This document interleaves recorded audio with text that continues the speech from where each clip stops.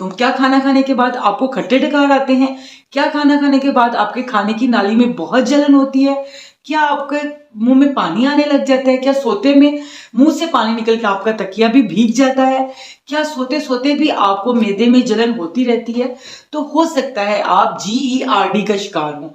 तो आज के वीडियो में हम देखेंगे कि GERD गैस्ट्रोएसोफेगस रिफ्लक्स डिसऑर्डर क्या होता है, इसकी रीजंस क्या हैं और इसकी सिम्टम्स क्या हैं और होम्योपैथिक इसको कैसे मैनेज करती है और हम अपने लाइफस्टाइल को इम्प्रूव करके इसको कैसे मैनेज कर सकते हैं। GERD gastro oesophagus reflux disorder को समझने के लिए सबसे पहले हमें डाइजेस्टिव सिस्टम को समझना चाहिए कि डाइजेस्टिव सिस्टम क्या है। डाइजेस्टिव सिस्टम स्टार्ट हो जाता है हमारी बकल कैविटी से। जैसे हम नवाला मुंह में डालते हैं, दांत स्टार्ट कर देते हैं, उसके बाद हमारा खाना जो है वो हमारी एसोफेगस खुराक की नाली से होता हुआ हमारे स्टमक में चला जाता है और स्टमक से ड्यूडिनम और ज्यूजिनम और उसके बाद लार्ज इंटेस्टाइन से स्मॉल इंटेस्टाइन और मकद से खारिज हो जाता है। हमारी जो खुराक है, ग़िज़ा है, वो खुराक की नाली से होते हुए हमारे स्टमक में चली जाती है और हमारे स्टमक के अंदर बहुत से एंजाइम्स होते हैं। उसमें उन एंजाइम्स में HCl हाइड्रोक्लोरिक एसिड एक एसिड भी होता है। HCl नाम का एक एसिड होता है जो खाने को तोड़ के छोटे छोटे ज़रात में मुंतकिल करता है और हमारे खाने को डाइजेस्ट कर देता है। वो जो एसिड होता है HCl, वो एसिड वाली प्रॉपर्टीज में होता है क्योंकि हमारे स्टमक के आउटर लेयर जो लाइनिंग है उसके अंदर म्यूकस की काफी मोटी वाली लेयर होती है, जिसकी वजह से ये जो एसिड है, ये एसिड हमारे स्टमक को नुकसान नहीं पहुंचा सकता। ये सिर्फ हमारी ग़िज़ा को हजम करने के काम आता है। हमारे स्टमक के मुंह के पास एक मसल्स का बना हुआ वॉल्व होता है। वो वॉल्व जो है वो उसको स्टॉप करता है उस एसिड को हमारी एसोफेगस में आने से।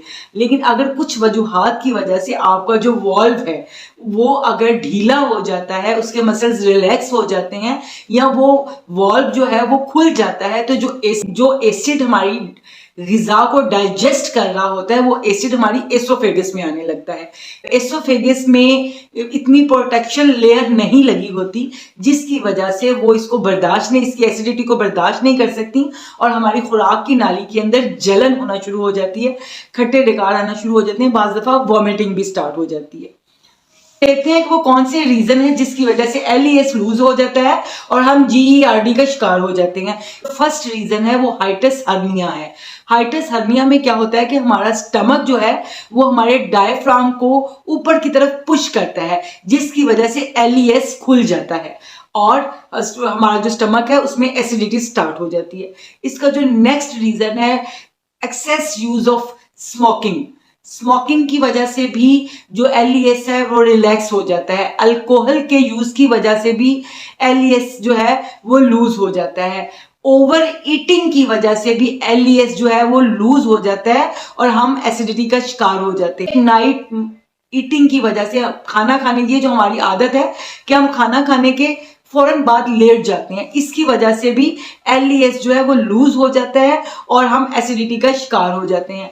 हमें खाना खाने के दौरान नाइट मंचिंग के साथ जो स्पाइसेस हैं और जो स्पाइसी फूड है वो भी ट्रिगर करती है हमारे LES को खुल जाने की तरफ।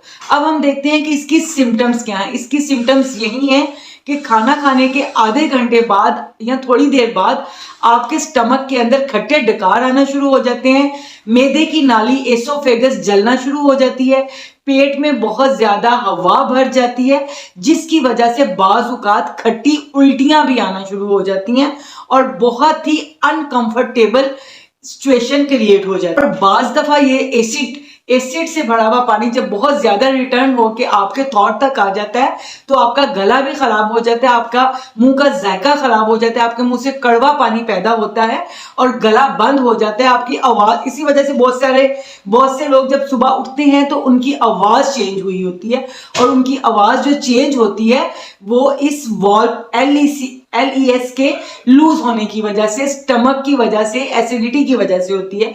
और बाज़ दफा क्या होता है कि ये LES जो है ये आपकी मिग्रेन हेडेक का कॉज भी बन जाती है। अब हम देखते हैं कि होम्योपैथिक इसको कैसे मैनेज करती है। होम्योपैथिक की 4 स्पेसिफिक मेडिसिन है जो GERD में बहुत गुड रिजल्ट देती हैं। रूबीनिया है, आयरस वर्सिकुलर है, नेट्रम फॉस है और नक्स वोमिका है। अब हम देखते हैं कि इनको किन सिम्टम के साथ आपने यूज करना है। सबसे पहले रुबीनिया। रुबीनिया आप ऐसे पेशेंट्स को देते हैं जो लेट नाइट ईटिंग करते हैं, ओवर ईटिंग करते हैं और रात को जिनकी अलामात बढ़ जाती हैं और रात के वक्त खाना खाते ही लेट जाने की वजह से उनके मैदे में जलन शुरू हो जाती है और उनके मुंह से पानी आना शुरू हो जाता है। तो ऐसी कंडीशन में आप रुबीनिया को 30 में देंगे, 15 डेज तक देंगे तो आपका एसिडिटी का ये प्रॉब्लम सॉल्व हो जाएगा। नेक्स्ट मेडिसिन है आयरस वर्सिकुलर। आयरस वर्सिकुलर में आपके मुंह से मकत तक, आपके मुंह से लेके एनस तक टोटल जितना भी जीआईटी की नाल है उसके अंदर जलन और बहुत ज्यादा जलन होती। कुलर जो है वह मुंह से मक्का तक पूरी एलिमेंट्री कनाल के अंदर जलन पाई जाती है। खट्टे डकार आते हैं और खट्टी उल्टियां आती हैं और मीग्रेन भी स्टार्ट हो जाती है। ऐसी कंडीशन में कि अगर मीग्रेन है और उसका कोज जो है वो GERD है तो आयरस वर्सिकुलर 30 में चंद दिन लेने से वॉमिटिंग भी ठीक होगी, डाइजेशन भी अच्छी हो जाएगी और बर्निंग से भी जान छूट जाएगी और जो हेडेक है वो भी बिल्कुल ठीक हो जाएगा। और जो नेक्स्ट है वो नेट्रम फॉस है। नेट्रम फॉस ऐसे पेशेंट्स को दी जाती है जिन पेशेंट्स के अंदर एसिड के बनने की मिकदार, एसिड प्रोडक्शन बहुत ज्यादा होती है। पेशेंट आपको आके कहते हैं डॉक्टर साहब बहुत ज्यादा तेजाबियत है, बहुत ही तेजाब बन रहा है, बहुत ही ज्यादा, आपको खाना थोड़ा खाते हैं लेकिन उनमें तेजाबियत बहुत ज्यादा होती है। तो ऐसे पेशेंट को नेटफॉस 30 में दीजिए, कुछ दिन दीजिए, इंशाल्लाह बहुत अच्छा इफेक्ट होगा। लास्ट मेडिसिन है नक्स वोमिका। ऐसे लोग जो बैठ के काम करते हैं, जो स्मोकिंग बहुत ज्यादा करते हैं, जो एक्सरसाइज नहीं करते हैं, तली हुई चीजें बाजारी खाने बहुत खाते हैं, तो ऐसे लोगों के लिए नेट्रम फॉस बाजारी खाने बहुत ज्यादा खाते हैं और उनका स्टूल जो है वो अनसेटिस्फाइड होता है, एक दफा वो पूरी तरह से अपना पखाना खारिज नहीं कर सकते।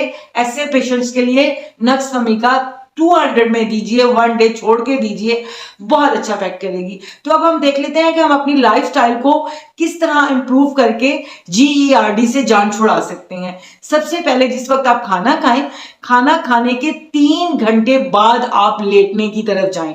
खाना खाते ही थोड़ी देर बाद लेटने से आप GERD का शिकार हो सकते हैं। नेक्स्ट, आप अपनी जिंदगी में वॉक लेके आए, आप एक्सरसाइज करें और नेचुरल फूड्स की तरफ आए। प्रोसेस फूड बिल्कुल ना लें, कार्बोहाइड्रेट्स ड्रिंक्स को अपनी जिंदगी से निकाल दें, सादा मशरूबात लें और सादा खाना खाएं। हेल्दी रहें, खुश रहें और अपने वेट को मैनेज करें। अपना आपका जो वेट है वो भी आपको GERD का शिकार बना देता है, उसको मैनेज करें। तो आई होप सो कि इन्फॉर्मेशन आपके लिए बेनिफिशियल होगी। तो इंशाल्लाह मिलते हैं नेक्स्ट वीडियो में नेक्स्ट इन्फॉर्मेशन के साथ। तब तक के लिए अल्लाह हाफिज। पाकिस्तान